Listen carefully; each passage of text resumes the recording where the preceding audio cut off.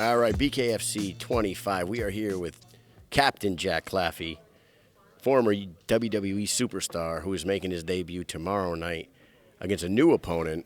Can we talk a little bit about this? You have a new opponent stepping in. Do you know much about this opponent? I know that you were preparing for Brandon Lambert. To be honest with you, I don't know how you were preparing for Brandon Lambert because the only fight anybody's ever seen is his one fight. Mm-hmm. So what do you know about your opponent, Alex Caruso, and how you feeling heading in tomorrow night? I feel good. I believe my opponent is Slick Rick Caruso. Rick. No, you're okay. You're okay. It's all been last minute. Folks. He means no harm. Who the fuck is Alex Caruso? I don't know, but I know who Slick Rick is. Obviously, he I believe he fought on BKFC 8 in a bantamweight contest as well. He's had some amateur MMA experience, and I've seen him have some. I don't know if they were amateur professional boxing bouts. So he has a lot of varied experience. He's definitely been training for at least a decade at this point. The main change from Brandon is that I believe Rick is typically an orthodox fighter, Brandon southpaw. They're both quite tall in comparison to me. Brandon didn't have a fantastic reach. Actually, he had one of those little T-Rex arms. But I'm pretty sure that Slick Rick doesn't have that same sort of malformed sort of frame. So I'm expecting to just be dealing with the reach that I kind of assumed I'd be dealing with, but the angles obviously change it up a little bit. To be frank, I didn't think Brandon was going to make it to this fight. So I was practicing with people who switch hit. So I've been practicing orthodox and southpaw angles.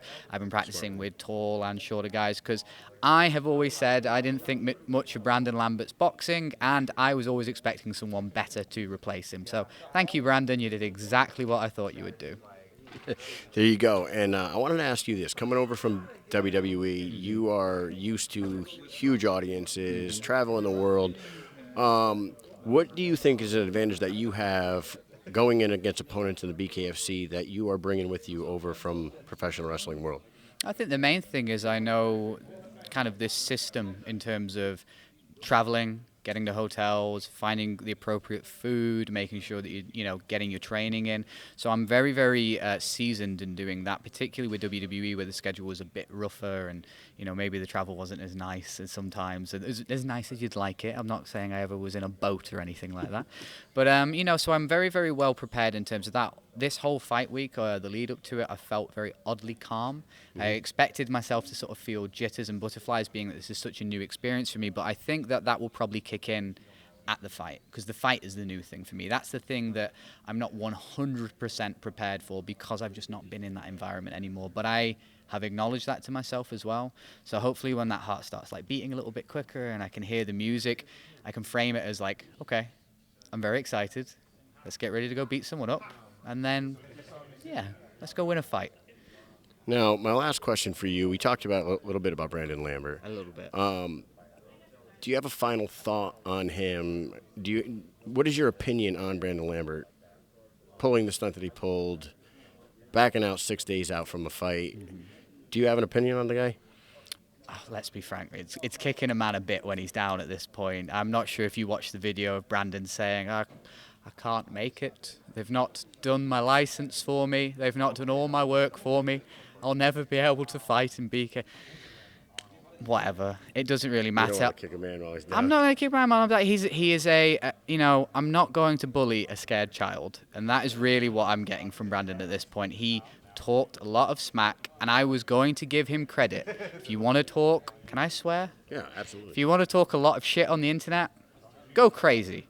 But be willing to back it up. How did everyone feel about Mike Tyson punching a man in the face recently? Guy probably deserved it, and we all moved on with our lives. Brandon was going to get punched in the face quite a lot for all the things he said. We were going to shake hands and go, okay, that was probably a fair trade. You got to talk. I got to smack you around. We're all happy. But what happened was I had to deal with this. In the back of my head, I was like, let him talk. You're going to break his jaw. We'll all be fine. And I had to deal with this. And then all of a sudden, he disappears. And I was just thinking, never quite got you back for all that stuff you said. I'm going to let it go. I'm going to be zen about it. I'm not going to hold a grudge because, like I said, I'm not here to pick on a scared child. I'm here to have a fight, and I'm here to fight Slick Rick Caruso, who is, of course, a proper fighter, unlike Brandon. And, you know, at this point, I'm kind of considering the fact that I've probably retired Brandon without throwing a punch, so I'm just going to take that, have that.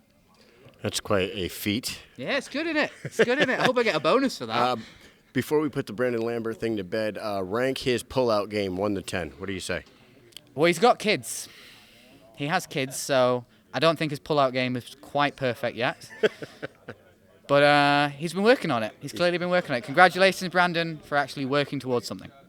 And do you have a prediction for tomorrow night? I'm going to have a lot of fun. There you go. Captain Jack Claffey, Slick Rick Caruso. Tomorrow night, BKFC 25 in Orlando. Make sure you're tuned in.